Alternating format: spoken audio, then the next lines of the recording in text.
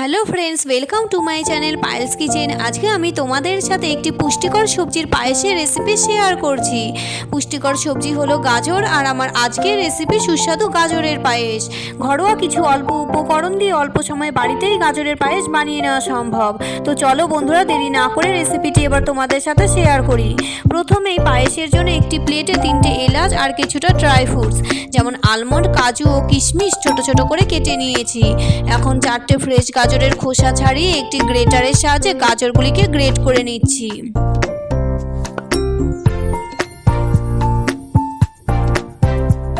সব গাজর আমার গ্রেট করা হয়ে গেছে। এবারে চলে যাচ্ছি আমি পরের স্টেপে।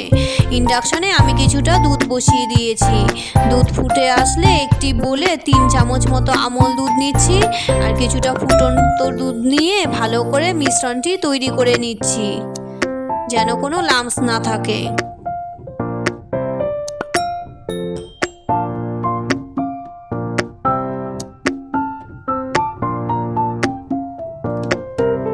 এখন গুঁড়ো দুধ মিশ্রিত এই দুধের মিশ্রণটা ফুটন্ত দুধের মধ্যে দিয়ে ভালো করে নেড়ে নিচ্ছি।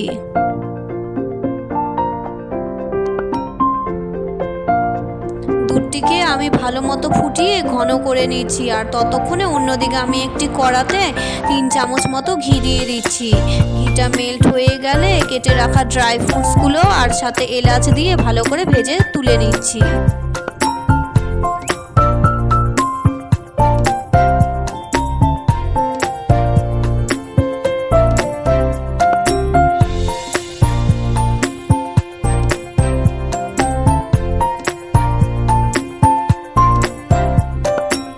ওই ঘিয়ের মধ্যে গ্রেট করে রাখা গাজরগুলি দিয়ে ভালো মতো নাড়াচাড়া করে ভেজে তুলে নিচ্ছি।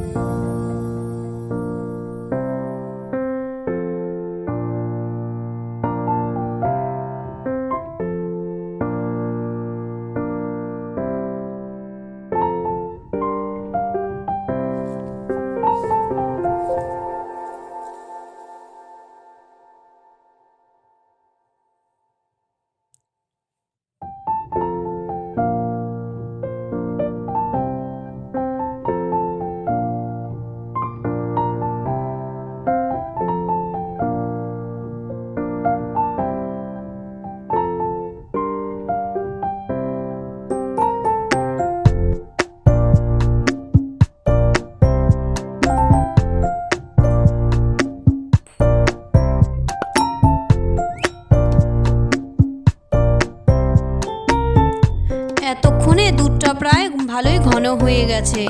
এবারে আরও একটু নেড়ে আমি ভেজে রাখা ড্রাই ফ্রুটস, গাজর ও এলাচ দিয়ে দিচ্ছি।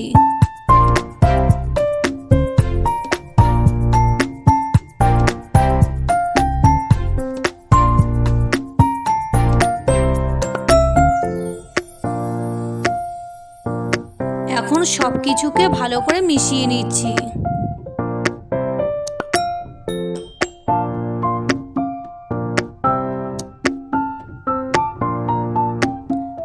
পায়েসে মিষ্টির জন্য কিছুটা গুড় অ্যাড করছি, তোমরা চাইলে চিনিও দিতে পারো।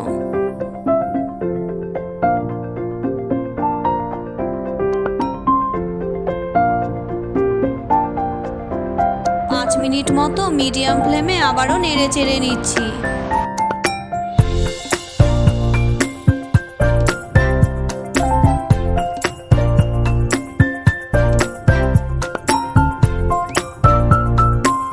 পায়েসটা এখন বেশ খানিকটা ঘন হয়ে গেছে, ঠান্ডা হলে আরও বেশি ঘন হয়ে যাবে। এই পর্যায়ে আমি পায়েসটিকে নামিয়ে নিচ্ছি।